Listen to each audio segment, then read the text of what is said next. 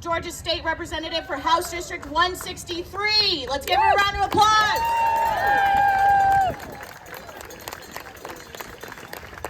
Good morning, everybody, on this beautiful, unusually cool Labor Day in Savannah. It's such a pleasure to be with you.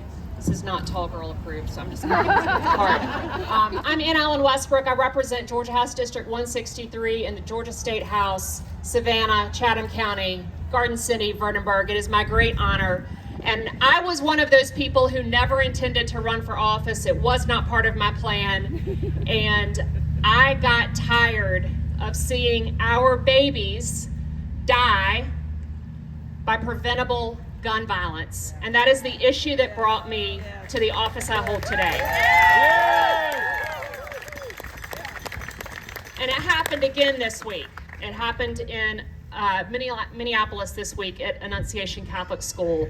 And it happened here in Savannah this week. It happened in coastal Georgia because gun violence is the leading killer of Georgia's children and teens. And that is unconscionable. Yes. It is a solvable problem. Yes. And we have failed to solve it because we have failed to elect the kind of leaders we need. We have failed to solve it because of the influence of corporate money on politics. Yes. We have failed to solve it because of partisan gerrymandering. Yes. That gives us leaders that do not reflect our values and do not work on the issues we know Georgians care about.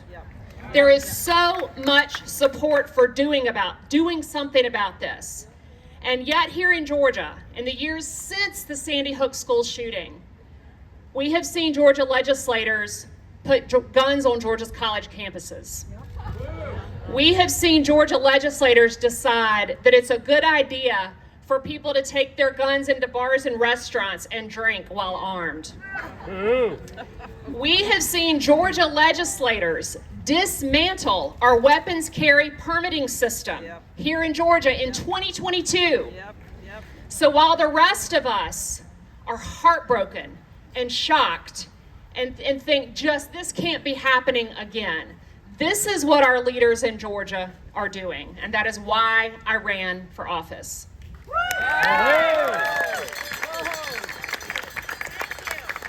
And we know that gun safety and gun violence is not the only issue where our leaders are wildly out of step with the people they represent. Our leaders are wildly out of step with the people they represent on health care, on women's bodily autonomy, on fair districting and ending partisan gerrymandering, on so many other issues. And that is why I want to ask you to join me in paying attention to these state house races.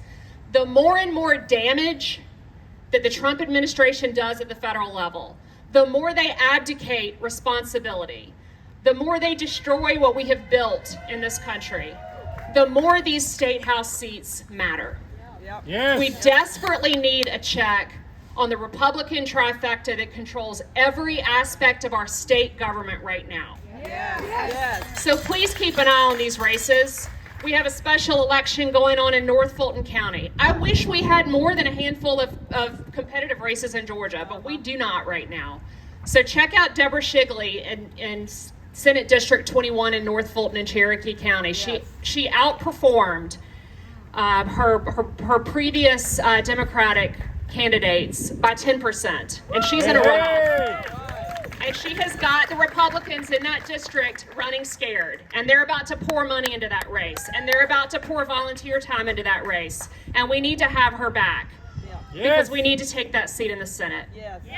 And next year when elections roll around, we're going to be doing the same thing in the House. That's the chamber I serve in. It's the chamber that is likely to flip the soonest. So if you don't know who your state rep is, come find me and I'll help you figure that out. We have got to flip this chamber, and we have got to get the kind of representation in Georgia that doesn't have women dying in childbirth and the numbers we have.